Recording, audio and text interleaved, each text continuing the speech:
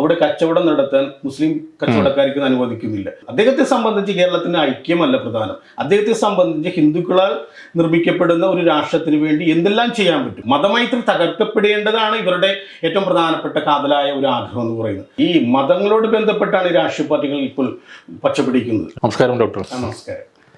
നമ്മൾ ഇന്ന് ചർച്ച ചെയ്യാൻ അല്ലെങ്കിൽ ചോദിക്കാനിരിക്കുന്ന ഒരു വിഷയം ശബരിമലയിലെ ഒരു വിഷയമാണ്. ഈ വാവരും അയ്യപ്പനും തമ്മിൽ യാതൊരു ബന്ധവുമില്ല അല്ലെങ്കിൽ അടുപ്പമില്ലായിരുന്നു എന്ന രീതിയിലാണ് ഇപ്പോഴത്തെ ഒരു പ്രചാരണം. അതിനെക്കുറിച്ച് എന്താണ് പറയാനുള്ളത്?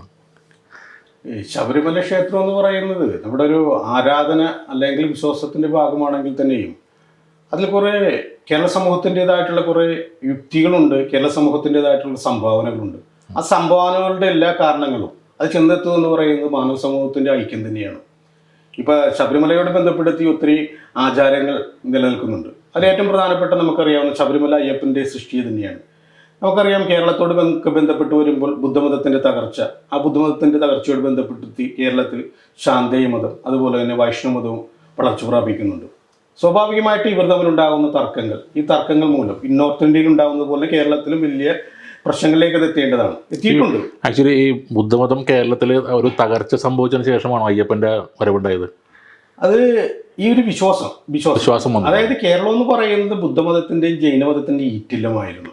കാരണം ഹിന്ദുമതത്തിന് യാതൊരു സ്വാധീനമില്ലാത്തൊരു പ്രദേശമായിരുന്നു കേരളം എന്ന് പറയുന്നത്, പ്രത്യേകിച്ച് കേരളം എന്ന് പറയുന്നത്. ആ ഒരു പ്രദേശത്തേക്ക് കേരളത്തിൽ ഈ പറയുന്ന ബുദ്ധമതത്തിൻ്റെയും ഈ പറയുന്ന ജൈനമതത്തിൻ്റെയും തകർച്ച അല്ലെങ്കിൽ അവരുടേതായിട്ടുള്ള ഒരു എന്താ പറയുന്ന കാലഘട്ടം കഴിയുന്ന ഒരു അവസാന കാലഘട്ടം എന്നൊക്കെ പറയുന്നത്, ഒരു ഗോൾഡൻ ഏജ് എന്നൊക്കെ പറയുന്നത് തകർന്നതിൻ്റെ ഒരു അവസാന കാലഘട്ടത്തിലേക്കാണ് ഹിന്ദുമതത്തിൻ്റെ വളർച്ച ഉണ്ടാകുന്നത്. ആ വളർച്ച ഉണ്ടാകുമ്പോൾ ശാന്തേയ വിഭാഗക്കാരും വൈഷ്ണവ വിഭാഗക്കാരുമുണ്ട്. അപ്പോൾ ഇവരും തർക്കമാണ്, ഇവരുടേതായിട്ടുള്ള കാഴ്ചപ്പാടുകളായി നിലനിൽക്കുകയാണ്. ഈ തർക്കത്തിനുള്ള ഒരു പരിഹാരം എന്ന രീതിയിൽ കേരള സമൂഹത്തിൻ്റെ ഒരു സംഭാവനയായിരുന്നു ഈ പറയുന്ന അയ്യപ്പൻ എന്ന് പറയുന്നത്. അതായത് ശിവന്റെയും വിഷ്ണുവിൻ്റെയും പുത്രനായിട്ടുള്ള പുതിയൊരു ദൈവത്തെ കേരള സമൂഹം ഈ ഹിന്ദുമത വിശ്വാസികളുടെ മുന്നിൽ അവതരിപ്പിക്കുകയായിരുന്നു. അതായിരുന്നു അയ്യപ്പൻ എന്ന് പറയുന്നത്. അപ്പോൾ ഈ അയ്യപ്പൻ്റെ ഈ ഒരു വിശ്വാസത്തിലേക്ക് പിൽക്കാലത്ത്, അതായത് കേരള സമൂഹത്തിൻ്റെ സൃഷ്ടിയാണ് അയ്യപ്പൻ എന്ന് പറഞ്ഞ പോലെ തന്നെ ഈ വിശ്വാസത്തോട് ഇസ്ലാം മതത്തിൻ്റെയും ക്രിസ്തു മതത്തിൻ്റെയും അതുപോലെ തന്നെ കേരളത്തിലെ ഏറ്റവും കൂടുതൽ ജനസംഖ്യയുള്ള കേരളത്തിലെ സംബന്ധിച്ച് ഈഴവ സമുദായത്തിൻ്റെയും കുറേ കാര്യങ്ങളെല്ലാം ചേർത്ത് വയ്ക്കപ്പെട്ടിട്ട് പോലും ആരും എതിർക്കാതിരുന്നത് ഇത് കേരള സമൂഹത്തിൻ്റെ ഒരു ബോധമാണെന്നുള്ളത് കൊണ്ടായിരുന്നു. ആ ബോധത്തെ തകർക്കുന്ന രീതിയിലാണ് ഈ പറയുന്ന ഇപ്പോഴും വരുന്ന ചോദ്യങ്ങളും അതുപോലെ തന്നെ അഭിപ്രായ വ്യത്യാസങ്ങളും ഉണ്ടാകുന്നത്. ഇപ്പോൾ ഈ വാസ്തവത്തിൽ വാവർ എന്നുള്ള ഒരു സങ്കല്പം അല്ലെങ്കിൽ അങ്ങനത്തെ ഒരു അയ്യപ്പൻ്റെ സുഹൃത്ത് എന്ന് പറയുന്ന വ്യക്തിയെ അത് ശബരിമലക്ക് പോകുന്ന ഹിന്ദുക്കളെല്ലാം ആരാധിച്ചിരുന്നുള്ള ആളാണ്. പെട്ടെന്നൊരു സുപ്രഭാതത്തിൽ വാവർ അന്യനായി മാറുന്നത് എങ്ങനെയാണെന്നുള്ള ചോദ്യം, അത് മനഃപൂർവ്വമുള്ളൊരു ഒരു സമുദായത്തിന് നേരെയുള്ള ഒരു ആക്രമണമല്ലേ അത്? അല്ല, ഇതിൽ ഞാൻ നേരത്തെ പറഞ്ഞില്ലേ, അതായത് ഈ ഇസ്ലാം മതം രൂപീകരിക്കുന്നത് അല്ലെങ്കിൽ ഇസ്ലാം മതത്തിന്റെ സൃഷ്ടി എന്ന് പറയുന്നത് പ്രൊഫറ്റ് മുഹമ്മദ് 610 ആദ്യമായിട്ട് അതിന്റെ റെവല്യൂഷൻ കിട്ടുന്നത്. അപ്പോൾ ഇസ്ലാം മതം രൂപപ്പെട്ടിരിക്കുന്നത് 7-ാം നൂറ്റാണ്ടിലാണ്. ആ 7-ാം നൂറ്റാണ്ടിൽ കേരളത്തിന്റെ തീരപ്രദേശങ്ങളിൽ ഈ ഇസ്ലാം മതം എത്തിയിട്ടുണ്ട്. അപ്പോഴും ഉൾപ്രദേശങ്ങളിൽ എത്തിയിട്ടില്ല. ഉൾപ്രദേശങ്ങളിൽ ഈ ഇസ്ലാം മതം എത്തുന്നത് പിൻകാലത്താണ്. അങ്ങനെയാണെങ്കിൽ ഈ പറയുന്ന വാവറുടെ ഒപ്പം നടന്നു അല്ലെങ്കിൽ വാവരും അയ്യപ്പനും സുഹൃത്തുക്കളായിരുന്നു പറയുന്നൊരു കാലഘട്ടം ഈ 7-ാം നൂറ്റാണ്ടിലോ അല്ലെങ്കിൽ 8-ാം നൂറ്റാണ്ടിലോ ആണ്. അങ്ങനെ വരികയാണെങ്കിൽ അയ്യപ്പൻ ജീവിച്ചിരുന്നത് ആ കാലഘട്ടത്തിലേക്ക് വരും. അപ്പോൾ അവിടെയാണ് നമ്മുടെ യുക്തി. 7-ാം നൂറ്റാണ്ടിന് ശേഷമാണ് 7-ാം നൂറ്റാണ്ടിന് ശേഷമാണ്. 610 മാത്രമേ ഇസ്ലാം മതം രൂപീകരിക്കപ്പെടുന്നുള്ളൂ. അപ്പോൾ അതിനെല്ലാം വളരെ നാളുകൾക്ക് ശേഷമാണ് ഉൾപ്രദേശങ്ങളിലേക്ക് ആ മതം എത്തുകയുള്ളൂ. അപ്പോൾ സ്വാഭാവികമായിട്ടും 8-ാം നൂറ്റാണ്ടിന് ശേഷം, അങ്ങനെ തന്നെ പറയാം, 8-ാം നൂറ്റാണ്ടിന് ശേഷം മാത്രമേ ഇങ്ങനെ ഒരു കഥ നമുക്ക് മെനഞ്ഞെടുക്കാൻ പറ്റുകയുള്ളൂ. ആ കഥ മെനഞ്ഞെടുക്കുമ്പോഴും ഇത്തരമൊരു എതിർപ്പ് കേരള സമൂഹത്തിന് ഒരിക്കലും മുന്നോട്ട് വെച്ചിട്ടില്ല. ഇത് തന്നെയാണ് ക്രിസ്തുമതത്തോട് ബന്ധപ്പെട്ട് വരുന്നത്. ഇപ്പോൾ നമുക്കറിയാം ഈ ഇവിടെ വരുന്ന അർത്തുങ്കൽ പള്ളിയോട് ബന്ധപ്പെട്ട് വരുന്ന അതിൻ്റെ സ്ഥാപനം എന്ന് പറയുന്നത് പോർച്ചുഗീസുകാരോട് ബന്ധപ്പെട്ടാൽ അത് 16-ാം നൂറ്റാണ്ടിലാണ്. അങ്ങനെയാണെങ്കിൽ അയ്യപ്പൻ്റെ സുഹൃത്തായിരുന്നു ഈ പറയുന്ന വെളുത്തച്ഛൻ എന്ന് പറയുന്നത്. അങ്ങനെയാണെങ്കിൽ അയ്യപ്പൻ ജീവിച്ചിരുന്നത് 16-ാം നൂറ്റാണ്ടിലാണെന്ന് പറയേണ്ടി വരും. അങ്ങനെ ഒരു വിശ്വാസം വരുന്നുണ്ട്. അപ്പോൾ ഒരു പൊരുത്തക്കേടുണ്ട്. ഈ പൊരുത്തക്കേടുകളെല്ലാം ഉൾക്കൊള്ളാനുള്ള യുക്തി കേരള സമൂഹത്തിന് ഉണ്ടായിരുന്നു. അതുകൊണ്ടാണ് ഇതിനൊന്നും ആരും ചോദ്യം ചെയ്യാതെ എല്ലാവരും ഈ പറയുന്ന എല്ലാ വിഭാഗങ്ങളും, ക്രിസ്തുമതത്തോട് ബന്ധപ്പെട്ടവരാകട്ടെ ഇസ്ലാം മതത്തോട് ബന്ധപ്പെട്ടവരാകട്ടെ അതുപോലെ ഏത് വിഭാഗവും ഇതിനൊരിക്കലും എതിർത്തിട്ടില്ല. കാരണം അത് കേരള സമൂഹം, ഞാൻ എടുത്തു പറയുകയാണ്, കേരള സമൂഹത്തിന് ബോധത്തിൽ നിന്നിട്ടുള്ള ഒരു ആശയമായിരുന്നത്. അതുപോലെ നമുക്കറിയാം ഈഴവ സമുദായത്തോട് ബന്ധപ്പെട്ട് വരുന്നത് കേരളത്തിലെ ഏറ്റവും കൂടുതൽ ജനസംഖ്യയുള്ള അല്ലെങ്കിൽ ഒരു വിഭാഗം, ഒരു ജാതിപരമായിട്ട് നോക്കുകയാണെങ്കിൽ ഏറ്റവും കൂടുതൽ അംഗസംഖ്യയുള്ള വിഭാഗമാണ്. അപ്പോൾ അവരൊരു പുതിയൊരു ആശയം ഇതുമായി ബന്ധപ്പെടുത്തി പറയുന്നുണ്ട്. അവർ പറയുന്നത് എന്താണ്, ഈ പറയുന്ന ഈ മുഖമ്മയിലുള്ള ചീരപ്പഞ്ചിറ തറവാട്ടിൽ അയ്യപ്പൻ ഈ കളരി പഠിക്കാൻ വന്നു എന്നാണ് പറയുന്നത്. പൂരിക്കടകനാണ് അവിടെ പഠിച്ചതെന്നാണ് അവർ അവകാശപ്പെടുന്നത്. അപ്പോൾ അവർ പറയുന്നത് അവരുടെ ഒരു 10ാമത്തെ തലമുറയാണ് ഇന്നെന്ന് പറയുമ്പോൾ നമുക്കറിയാം ഒരു 10ാമത്തെ തലമുറ എന്ന് പറയുമ്പോൾ നമുക്ക് വേണമെങ്കിൽ 200 വർഷം കണക്കാക്കാം. അപ്പോൾ ഇത് 2000 ആകുമ്പോൾ 200 വർഷം മുമ്പ് 1800 മാത്രമേ അയ്യപ്പൻ ജീവിച്ചിരുന്നതായിട്ട് നമുക്ക് പറയാൻ പറ്റുള്ളൂ. അപ്പോൾ ഇത്തരം കാര്യങ്ങളെയൊന്നും നമ്മൾ എതിർക്കാത്തതിൻ്റെ കാര്യം അയ്യപ്പൻ എന്ന് പറയുന്നത് കേരള സമൂഹത്തിൻ്റെ സൃഷ്ടിയായിരുന്നു. അതുകൊണ്ട് തന്നെ അതിനോട് എന്ത് കൂട്ടിയോജിപ്പിച്ചാലും ആ കൂട്ടിയോജിപ്പിക്കുന്നതെല്ലാം സമൂഹത്തിൻ്റെ നിലനിൽപ്പിന് നാനാ വിഭാഗം അല്ലെങ്കിൽ നാനാ വിഭാഗത്തിൽപ്പെട്ട വിശ്വാസികളുടെ ആശയങ്ങളെ ഒരുപോലെ കേരള സമൂഹത്തിന് വളർച്ചയ്ക്ക് ആവശ്യമാണ് തോന്നലുള്ളത് കൊണ്ടാണ് ഇത്രയും നാളും ഇത് ഈ രീതിയിൽ തന്നെ പോയിക്കൊണ്ടിരുന്നത്. ഇതിനെയാണ് തീർത്തും ഒരു മതസൗഹാർദ്ദത്തിൽ ഊന്നിയായിരുന്നു മുമ്പോട്ട് പോയിരുന്നത്. ആണ് തീർച്ചയായിട്ടും. കാരണം നോർത്ത് ഇന്ത്യയോ അല്ലെങ്കിൽ ഉത്തരേന്ത്യയോട് ബന്ധപ്പെട്ട ഒരു സമൂഹത്തിന്റെ കാഴ്ച ഒരിക്കൽ ചിന്തിക്കാൻ പോലും പറ്റില്ല. കാരണം അവരുടെ ചിന്തയിൽ എന്ന് പറയുന്നത് എല്ലാ കാലഘട്ടത്തിലും ശിവനോട് ബന്ധപ്പെട്ട് വരുന്ന അല്ലെങ്കിൽ വിഷ്ണുവിനോട് ബന്ധപ്പെട്ട് വരുന്ന ആ വിഭാഗങ്ങൾ തമ്മിൽ എല്ലാ കാലത്തും മത്സര ബുദ്ധിയോടുകൂടിയാണ് പ്രവർത്തിക്കുന്നത്. അതിനുള്ളൊരു മറുപടിയായിരുന്നു. ആ മറുപടി എന്ന് പറയുന്നത് നമ്മൾ പറഞ്ഞില്ലേ 18ാം നൂറ്റാണ്ടിൽ പോലും അതിൽ നമ്മൾ പുതിയ ആശയങ്ങൾ ചേർത്തപ്പോൾ പോലും ഈ കേരളത്തിലെ സമൂഹം അല്ലെങ്കിൽ അയ്യപ്പനോട് ബന്ധപ്പെട്ട് ഒരു വിശ്വാസമായി ജീവിക്കുന്ന സമൂഹം അതിനെ ഉൾക്കൊണ്ടിരുന്നു. അത് ഒരു മാനവ സമൂഹത്തിന്റെ ഐക്യത്തിന്റെ പ്രതീകം തന്നെയായിരുന്നു. ഇപ്പോൾ ഈ അടുത്തിടയ്ക്കായിട്ട് വിശ്വ ഹിന്ദു പക്ഷത്തിൽ വിജയ് തമ്പി വന്ന് പ്രസ്താവന നടത്തിയിരുന്നു വാവർ എന്തുകൊണ്ടും ഒഴിവാക്കപ്പെടേണ്ട ആളാണെന്നുള്ളത്. അത് വാസ്തവത്തിൽ എന്താ ചരിത്രത്തിൽ അല്ലെങ്കിൽ ചരിത്രത്തെക്കുറിച്ച് ബോധമില്ലാത്തതുകൊണ്ടാണോ? ചരിത്രമല്ല, നമ്മുടെ കേരളത്തിൻ്റെ ഇത്തരം കഥകളും അല്ലെങ്കിൽ ആചാരങ്ങളും അതിനെക്കുറിച്ച് ബോധമില്ലാത്തവരാണോ? അല്ലെങ്കിൽ ഈ പറഞ്ഞ വാവരുടെ സമുദായത്തെ ആ ഒരു BJP ലൈനിൽ ചിന്തിച്ചിട്ട് ഒഴിവാക്കാൻ വേണ്ടിയുള്ളൊരു ശ്രമമാണോ അത്? അല്ല, അതിൽ നമുക്ക് അത് തന്നെ കാണാൻ പറ്റില്ല. കാരണം ഈ ഇന്ത്യയെ സംബന്ധിച്ച് ഒരു ഹിന്ദു രാഷ്ട്രം അല്ലെ ഹിന്ദുക്കളോട് ബന്ധപ്പെട്ട് അപ്രമാദിത്വമുള്ള ഒരു രാജ്യം ഉണ്ടാക്കുമെന്ന് ബന്ധപ്പെട്ട് നടക്കുന്ന ആൾക്കാരാണ് ഇത്തരം ഒരു ആശയം മുന്നോട്ട് വെക്കുന്നത്. നമുക്കറിയാം ഇപ്പോൾ കർണാടക പോലുള്ള പ്രദേശങ്ങളിൽ ഈ അടുത്തേക്ക് ഉണ്ടായത് എന്താണ്, അവിടെ ഉത്സവങ്ങളോട് ബന്ധപ്പെട്ട് വരുമ്പോൾ അവിടെ കച്ചവടം നടത്താൻ മുസ്ലിം കച്ചവടക്കാർക്ക് അനുവദിക്കുന്നില്ല. അങ്ങനെ ഒത്തിരി പ്രശ്നങ്ങളുണ്ട്. അതുപോലെ തന്നെ ഇലക്ഷനോട് ബന്ധപ്പെടുത്തി അവിടെ സംസാരിച്ചെന്ന് പറയുന്നത് മുസ്ലിങ്ങളുടെ വോട്ട് നമുക്ക് ആവശ്യമില്ലെന്ന് പറയുന്നത്. അപ്പം ഇസ്ലാം മത വിശ്വാസികളായ ആൾക്കാരെന്ന് പറയുന്നത് പുറമെ നിന്ന് വന്നവരാണെന്നും അതുപോലെ തന്നെ ഇന്ത്യൻ സംസ്കാരത്തിന്റെ ഭാഗമല്ലെന്ന് ചിന്തിക്കുന്ന ഒരു വിഭാഗത്തിന്റെ വക്താവ് തന്നെയാണ് അദ്ദേഹം.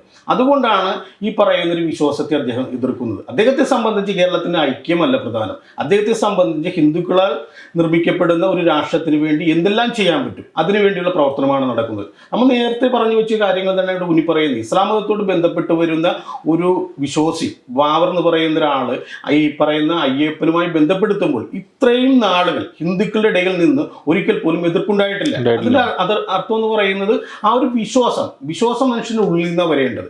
ആ ഒരു വിശ്വാസം എന്ന് പറയുന്നത് മാനവ സമൂഹത്തിന്റെ ഐക്യം, അതുപോലെ മാനവ സമൂഹത്തോടുണ്ടാകുന്ന കരുണ, ഇതെല്ലാം ഉൾക്കൊണ്ട് തന്നെയാണ് വിശ്വാസം നിലനിൽക്കേണ്ടത്. അല്ലാതെ ഏതെങ്കിലും ഒരു വിശ്വാസി മാത്രം ജീവിച്ചാൽ മതി എന്നൊരു താല്പര്യമല്ല ആവശ്യം നമ്മുടെ ഈ സമൂഹത്തിന് ആവശ്യം. അപ്പോൾ അത്തരം ഒരു വിശ്വാസത്തെ തകർക്കുമ്പോൾ സ്വാഭാവികമായിട്ടും ഹിന്ദുക്കളുടേതായിട്ടുള്ള ഒരു അപ്രമാദിത്യം ശബരിമലയോട് ബന്ധപ്പെടുത്തി നേടിയെടുക്കുക. അതോടൊപ്പം തന്നെ ഇസ്ലാം മത വിശ്വാസികൾ എന്നേക്കുമായി ഒഴിവാക്കിക്കൊണ്ട് എന്നും അരാജകത്തിൽ ജീവിക്കുന്ന ഒരു സമൂഹമായിട്ട് അവർ മാറ്റിയെടുക്കുക എന്നൊരു താല്പര്യം തന്നെയാണ് ഇതിൻ്റെ പുറകിലുള്ളത്. അത് ശബരിമല എന്നുള്ള ഒരു തീർത്ഥാടനം അല്ലെങ്കിൽ ആ ഒരു ഭക്തി സങ്കല്പത്തിൽ മുസ്ലിങ്ങൾ എന്നുള്ളത് ആ വേണ്ട എന്ന് തീർത്തും അത് ഒഴിവാക്കപ്പെടേണ്ട ഒന്നാണ്. അതാണ് എൻ്റെ പിന്നിലുള്ള ചിന്താഗതി. അതാ പറയുന്നത്. അവരെ സംബന്ധിച്ച് ഈ മതമൈത്രി എന്ന് പറയുന്ന ഇത്തരം വിഭാഗങ്ങൾ ഒരിക്കലും അംഗീകരിക്കില്ലല്ലോ. മതമൈത്രി ഉണ്ടെങ്കിൽ ഇത്തരം വിഭാഗങ്ങൾക്ക് കടന്നു വരാൻ പറ്റില്ല, അവർക്ക് വളർച്ചയുണ്ടാകില്ല. മതമൈത്രി തകർക്കപ്പെടേണ്ടതാണ് ഇവരുടെ ഏറ്റവും പ്രധാനപ്പെട്ട കാതലായ ഒരു ആഗ്രഹം എന്ന് പറയുന്നത്. അപ്പോൾ അവരെ സംബന്ധിച്ച് മതമൈത്രി തകർക്കാൻ വേണ്ടി എന്തെല്ലാം ചെയ്യാൻ പറ്റും അതെല്ലാം എല്ലാ കാലത്തും അവർ ചെയ്യാൻ ശ്രമിച്ചിട്ടുണ്ട്. അതിൽ കേരളത്തിൻ്റെ പുതിയൊരു വക്താവാണ് അദ്ദേഹം. അതുകൊണ്ടാണ് മതത്തോട് ബന്ധപ്പെടുത്തി വരുന്ന ഇത്തരം അവകാശവാദങ്ങൾ അദ്ദേഹം ഉന്നയിക്കുന്നത്. ഈ പറയുന്ന വിഷ്ണുവിൻ്റെ അല്ലെങ്കിൽ ഈ പറഞ്ഞ ശിവന്റെ പുത്രൻ എന്ന് പറയുമ്പോൾ അത് നമ്മളൊരു കാര്യം മനസ്സിലാക്കുന്നു. ഇവർ ഏറ്റവും കൂടുതൽ സപ്പോർട്ട് ചെയ്തതാണ് ഈ പന്തളം കൊട്ടാരം. പന്തളം കൊട്ടാരത്തിന്റെ ചരിത്രം തന്നെ എടുത്തു നോക്കാം. അത് ഈ പാണ്ഡ്യന്മാരുടെ കാലഘട്ടത്തിന് ശേഷമാണ് ഇവരുടെ ഈ ചരിത്രം തുടങ്ങുന്നത്. അല്ലെങ്കിൽ തന്നെ നമുക്ക് അവരുടെ കൊട്ടാരത്തോട് ബന്ധപ്പെട്ട് വരുന്ന നിർമ്മിതി 18ാം നൂറ്റാണ്ടിൽ പോലും അത്തരം ഒരു നിർമ്മിതി കേരളത്തിൽ നിലനിൽക്കുന്നില്ല. ആ നിർമ്മിതിയുടെ ചരിത്രം നമ്മൾ പരിശോധിച്ച് അത് തിട്ടപ്പെടുത്തുകയാണെങ്കിൽ അയ്യപ്പന്റെ കാലഘട്ടം പിന്നീട് മാറും. നമ്മളിവിടെ മനസ്സിലാക്കേണ്ടത് അയ്യപ്പൻ എന്ന് പറയുന്ന ആ ഒരു സൃഷ്ടിയുടെ കഥാപാത്രം എന്ന് പറയുന്നത് പാലാഴി കടഞ്ഞെടുത്ത് അമൃത് നേടിയ ഒരു കഥയുമായി ബന്ധപ്പെട്ടാണ്. അപ്പോൾ ഈ തൊട്ടടുത്ത കാലഘട്ടത്തിലാണ് ഈ പാലാഴി കടഞ്ഞെടുത്ത് നമ്മൾ വിശ്വസിക്കേണ്ടി വരും. ഇതിനുള്ള മറുപടിയൊന്നും വിശ്വ ഹിന്ദു പരിഷത്തിൻ്റെതായിട്ടുള്ള ഇത്തരം വക്താക്കൾക്ക് നൽകാനില്ല.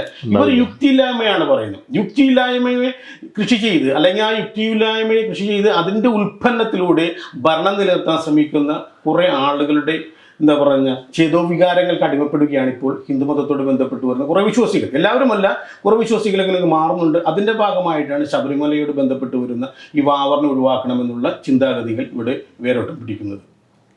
അതായത് മതസൗഹാർദ്ദം തകർത്തിട്ടായാലും ഞങ്ങളുടെ മതത്തിൽ അല്ലെങ്കിൽ ആ ഒരു ഇതിലെ തുനിയ പാർട്ടി വളർത്തണം എന്നുള്ളൊരു ചിന്തയാണ് ഇപ്പോൾ ഉള്ളത്. അതാണ് നമുക്ക് ഇതിൽ എടുത്തു പറയുന്ന ഒരു കാരണം ഇത്ര നാളും ആർക്കും ഒരു പ്രശ്നം, നമ്മളടക്കമുള്ള ഏത് ഭക്തന്മാർ പോയാലും അവിടെ പോയി തൊഴുത് പേട്ടതുള്ളി പോയിരുന്ന സ്ഥലമാണത്, അപ്പോൾ അവരുടെ പള്ളിയിൽ പോയിട്ട്.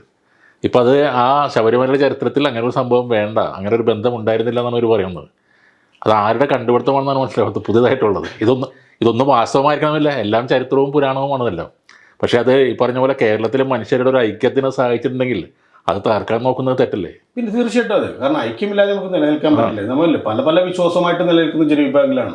കാരണം ഇവിടെ സംഭവിക്കുന്നത് എന്താണെന്ന് വെച്ചിട്ടുണ്ടെങ്കിൽ ഈ മതങ്ങളോട് ബന്ധപ്പെട്ടാണ് ഈ രാഷ്ട്രീയ പാർട്ടികൾ ഇപ്പോൾ പച്ചപിടിക്കുന്നത്. കാരണം മതവിശ്വാസത്തോട് ബന്ധപ്പെട്ട് വരുന്ന വക്താക്കളുടെ അഭിപ്രായങ്ങളെ എതിർക്കാൻ കെൽപ്പുള്ള രാഷ്ട്രീയ പാർട്ടികൾ കേരളത്തിലും അതുപോലെ ഇന്ത്യയിലും തുലവും കുറവാണ്. അതാണ് ഇതിൻ്റെയൊക്കെ വളർച്ച.